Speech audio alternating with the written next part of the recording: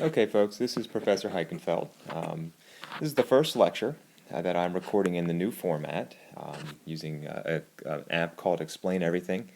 I like the app because it allows me to draw on the slides as I speak. One of the things it doesn't do is it doesn't allow me to use the PowerPoint animations I have for the slides. Of course, you have access to the PowerPoint files as well, so if you'd like to see those, you can access those as well. But let's just see how this goes. So, this is lecture 1. We're beginning with band diagrams and carrier concentrations.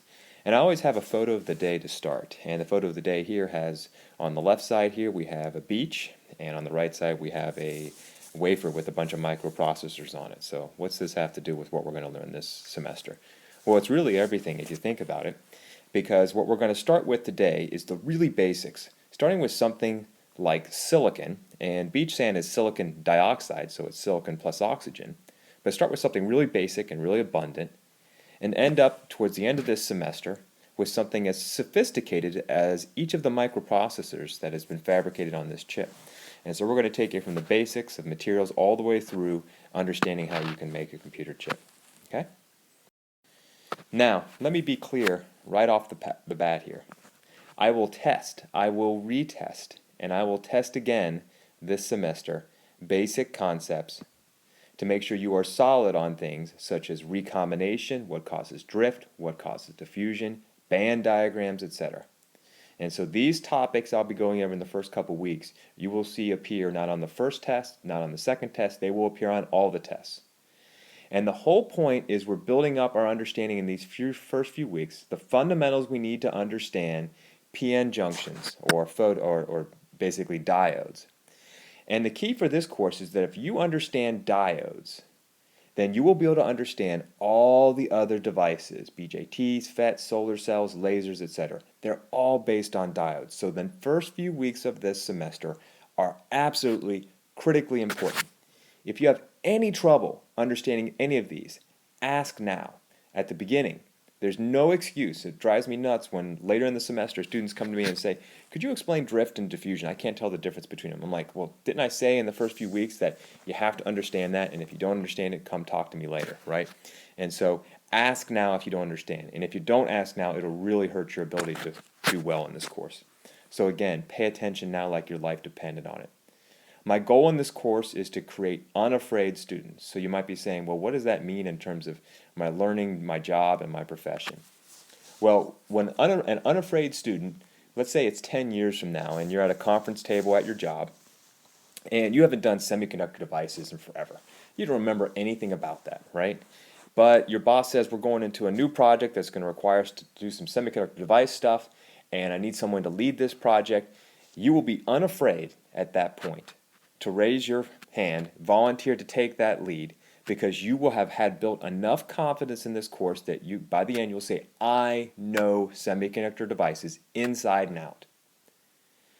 And that means that later in life, even though you don't remember everything, a few months after the semester, you forget the equations, etc., but you understood them enough that you can go back to the textbook, these lecture notes, whatever, and relearn what you need to learn to use it in practice. And so that's my goal when I say I want to create unafraid students, so you are not afraid to use what you learn in this class in the future because you have the confidence that you really understand it.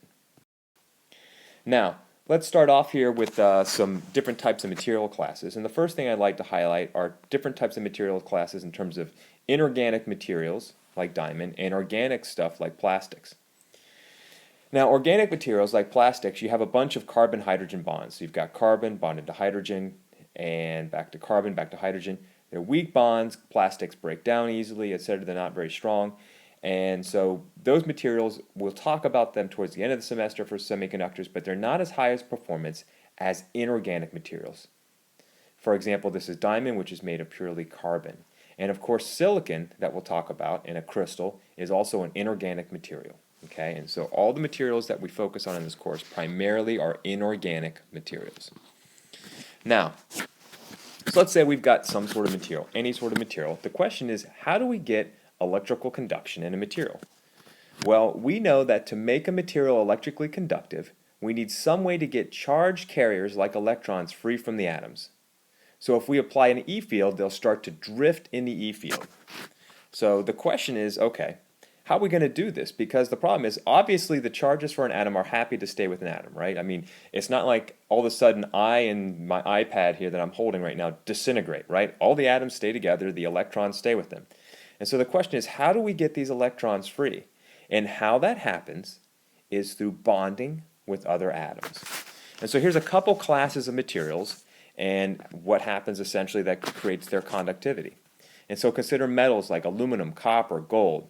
What happens with these is that they bond with one or more types of atoms such that the bonds cause them to share electrons, and they favor freeing up a flood of electrons, tons of electrons.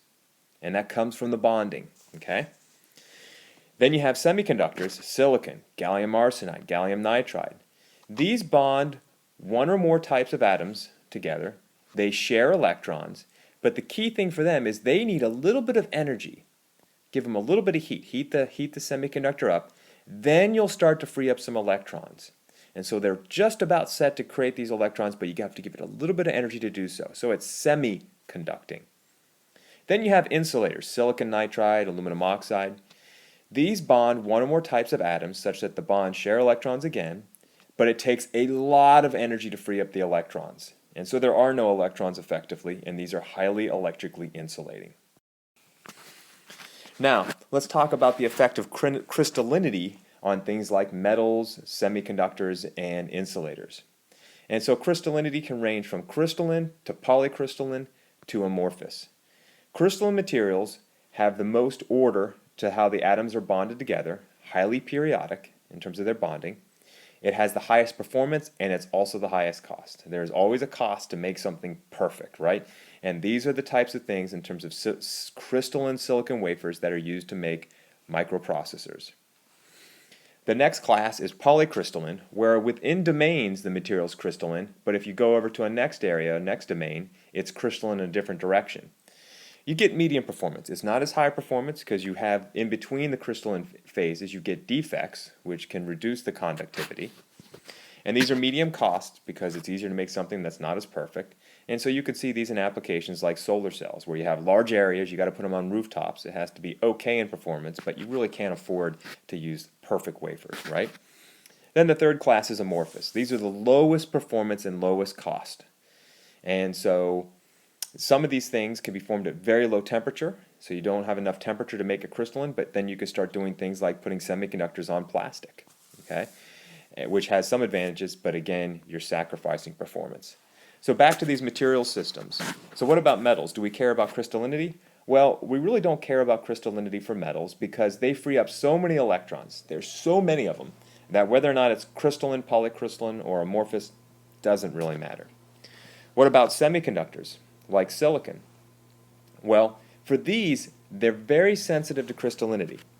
You have just enough energy to free up a few electrons, and crystal defects can kill or recapture these electrons and make it hard to move them, essentially. And so typically, your semiconducting properties are highly dependent on crystallinity for semiconductors. Insulators, we said it takes a huge amount of energy to free up the electrons. And that energy is so large that, well, crystallinity, it's not really as important. And so we don't have to worry about crystallinity for insulators. So our primary topic in this course is semiconductors, and we will be focusing on crystalline materials because that's what's necessary to make them work well. Now, let's start with a single silicon atom, and we will start to understand how we can basically obtain semiconducting properties. Okay? And so you've learned this over in physics, you've seen some of this before, where here's a silicon atom, here's the nucleus. I've got 14 protons right here, so it has a positive charge of 14, and around that I've got 14 electrons, which are orbiting the nucleus. Each one is in its own energy level, and so if I use spectroscopic notation, the first level is the 1s squared level, right? And in that I've got 2 electrons. And the Pauli exclusion principle says that particles like electrons, which are fermions, you can only have 1 electron per quantum state. This is quantum mechanics. You cannot overcome this. So you're like, well, why do I have 2 electrons in the first level here, right, in this 1s squared level? Well, one of the electrons is spin up, and the other one's spin down, if you recall. And so they actually are at 2 different quantum states, but at the same energy. And so Electrons, like anyone, like to be in the lowest energy state, right? And so the lower energy states are closer to the nucleus. And as you go further away, you go to higher energy states out here. And then you finally get some energy states that are available, but they're empty, okay? And so what you can do with this system is you could add a little bit of heat to the silicon, okay? Hit it with a hammer maybe, right? Or light a match under it, right?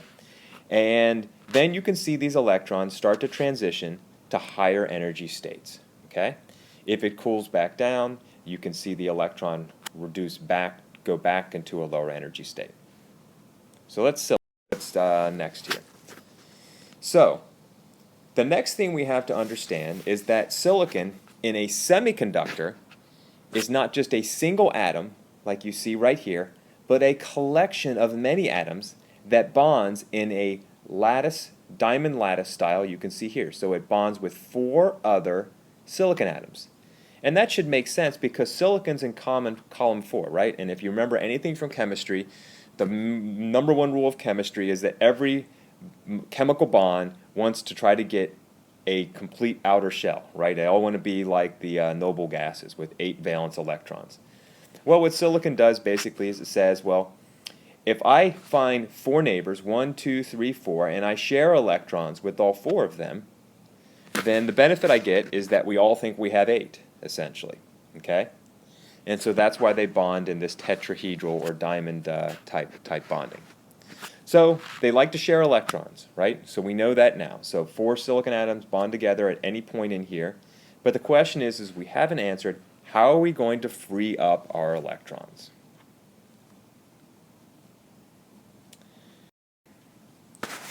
So here's our silicon atom in the ground state. And remember our Pauli exclusion principle, only 1 electron per quantum state. This is the single silicon atom sitting all by itself. And let's say we bring a bunch of silicon atoms together, all with electrons in the same state. So now I have them together. Look at them in terms of a material. Well, to prevent the end of the universe as we know it, what has to happen? Well, we know that the Pauli exclusion principle says we can only have 1 electron per quantum state. And so if I started with electrons here, let's look at the 3p level. So here's the 3p level, okay? And I've got 2 electrons in there, and I've got 6 possible states. The other ones are empty, okay? And here's the 3s level, which is right below it. With a single atom, I can have the electrons sitting like that, and this is increasing energy because I'm going further away from the nucleus. What happens when you go to a semiconductor and you bring all these atoms together, quantum mechanically they start talking to each other, and then the Pauli exclusion principle kicks in, and then all of a sudden these energy levels that were discrete start to have to shift a little bit into a band. And so I get a band of many, many energy levels here where each of the individual atoms shifts its energy level together so they can all be together and then therefore satisfy the Pauli exclusion principle. Okay? And so I get 2 types of bands. I get a conduction band and I get a valence band. We'll talk about those more in a second. So, again, we bring these silicon atoms closer together. The Pauli exclusion principle kicks in. The electrons can't occupy the same energy states. And so we split from individual levels into bands. And you can see that here. This is a plot of energy versus increasing atomic spacing. So over here, if I have increasing atomic spacing, here I basically have atoms that are really far apart. So I have basically standalone silicon atoms, and my energy levels is just, here's the 3s, here's the 3p at a very discrete energy level here. Now, as I go in this direction, I am decreasing the spacing between the atoms. And you can see what happens as they get closer and closer together, the energy levels start to broaden out because you have more and more silicon atoms talking to each other, and they have to shift all these energy levels so that none are at the same level because of the Pauli exclusion principle. When you get to the actual spacing for silicon, which is right here, a silicon crystal, you'll see that I have a lower band here, which has 4 states and 4 electrons filling it. So there's 4 states there, and they're all filled with 4 electrons. I have a band gap where there can be no electrons. This means this is forbidden. No electrons can be here. And then up top I have another band which has 4 n states, where n is the number of silicon atoms I have in my system, and 0 electrons. And so this is my conduction band. This is my valence band. Okay? But one step further. So notice for us, again, for the individual silicon atom, that we started with 4 electrons.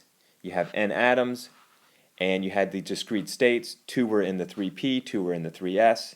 And then when you get to actual crystalline silicon, you bring them all together, you split into a band here and a band here.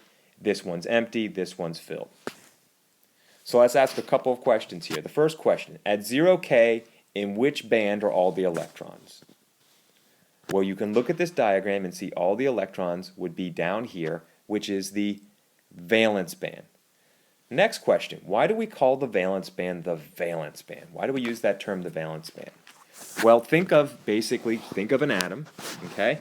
Valence electrons are electrons that are orbiting the atom. They are with the atom, right? And so if the electrons are with the atom, they're down here in the valence band. That should make complete sense, because if the electrons are not if they're in the valence band, they're not conducting, okay? So that goes into our next question. Okay, these electrons in the valence band, can they be moved through the silicon when an E field is applied? The answer is no, because if the electrons are in the valence band, they're valence electrons with the silicon atoms. They're stuck with the silicon atoms. And so you get no conductivity. So our final question is, if we heat the sample up a bit, and I add a little bit of energy to it to get it to 300 K, which is room temperature, what will happen? Well, what will happen then, like we said for semiconductors, is some of the electrons get enough energy to go from the valence band up to the conduction band. Remember, this is an energy band diagram here. This is increasing energy. Add a little energy, the electrons will kick up into a higher energy state. If they are no longer valence electrons stuck with the silicon, then they are now in between the silicon, free to conduct, and hence that's why I call it a conduction band. Let's take a closer look now, and let's look at 0K to start with here, okay? So again, if I'm at 0K, I've got no energy, and all the electrons are stuck with the silicon atoms. They're stuck in the valence band. And so in this class, it's a band, right, like this, conduction band and valence band, but we'll draw it this way for simplicity. We'll just draw a line here for EV, meaning that here's all the states down here for the valence band, and we'll draw a EC here, which is the energy level for the conduction band, and here's all the states here, but we'll just draw a line for simplicity. Now, at 300 K, again, what happens is I have an electron which kicks up from the valence band to the conduction band. If I take a negative charge away from a silicon atom and I kick it up to the conduction band, then that silicon atom will now be positively charged because I've removed an electron. So I get an electron here, and I've got this positive charge down here. And so what's this positive charge? Well, removing this electron leaves behind something called a hole. The hole is an absence of an electron. It's just a silicon that is missing an electron, okay?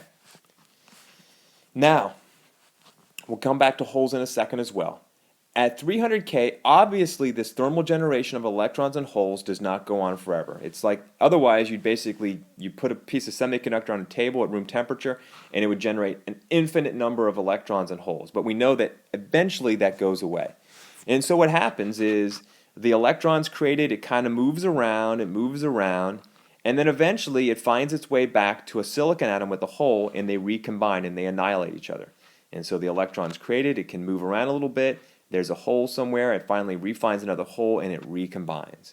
And so you've got this constant process going of thermal generation of electrons and holes, and then after a certain lifetime, they recombine with each other and disappear. And so these are competing processes which kind of balance out over time. Here's a key point now. Once we've created these, the electrons can move freely through the lattice in electric field. This gives us electrical conduction. So the electrons between here can move freely throughout the semiconductor, and we get electrical conduction.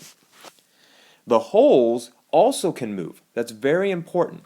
If this silicon atom here is missing an electron, which means it has a hole, it can say to its neighbor silicon atom over here, hey, give me an electron, and then I'll give you the hole. So if an electron goes from this silicon atom, because they're bonded over here, this silicon atom loses an electron, it creates a hole over here, and then I can trade the hole back and forth between silicon atoms. And that's done, again, apply electric field, right? If this has a positive charge, you could use a voltage or electric field to move the positively charged holes or absence of electrons through the silicon. Here's a question for you though. Which is easier? You think it's higher, you'll be easier to move the electrons or the holes with electric field? And that's something that we'll learn about called mobility, which is how easy it is to move a charge carrier through a semiconductor. Well, think of it this way. If I have a line of students and I'm throwing a football to one end or the other, or pass it one person at a time. And so once an electron's free, it's like throwing the football through the air. It's not stuck with anything, it can move very easily. Versus imagine having a line of students, instead of throwing it from one end of the line to the other, instead of a line of students here, and they basically pass the football from student to student to student. That's less efficient, right? And so what you'll find is electrons typically have a higher mobility than holes because the electrons are freely moving between the silicon, whereas holes have to be traded between silicon atom to silicon atom to silicon atom. So now let's revisit the difference again between metals, semiconductors, and insulators, and we're almost done with this part A of this first lecture. Okay? So here's a semiconductor, silicon, gallium arsenide, etc. It's at 300 K. We heat it up. Some of the electrons are thermally generated, but not all of them. Okay, so that's a key point. Now, here's a metal. What happens is at 300 K, the bands are so close together or they're overlapping that it takes so little energy to get electrons from the valence band to the conduction band that at 300 K I get tons because it almost takes no energy to get them from here to here on this energy scale here. And so you get a ton of electrons flooding into the valence band, into the conduction band, and you get a lot of conduction. Well, what about an insulator like silicon dioxide or aluminum oxide? Here's the band diagram for that. You have a very large band gap between the conduction band and the valence band. And as a result, it takes a huge amount of energy to get electrons to transition up here. So at 300 K, you don't have enough energy to kick any up there, and there's no electrical conduction anywhere in the sample. Okay? And that's why it's an insulator. The one thing I want to emphasize for these is that, again, the band gap here. The band gap means that it is forbidden area for electrons and holes. And so in an energy band diagram, you can assume that in here there are no electrons or holes. They could either be down here, the electrons can be, they can be up here, the electrons can be, and if an electron goes from here to here, I can have a hole, but they cannot exist in between. Okay? And so at this point, you're like, this is great, but how do I calculate how many electrons and holes we have, and what we'll cover after the in the next mini lecture. So at this point, you should go through these review questions. I will have these with each lecture, and these are the type of questions which I'll be quizzing you on in the next class period to make sure you've gone through the online lecture in great detail. So again, you can go back through this and make sure you can answer the questions, and then you can go on to the part 2 lecture.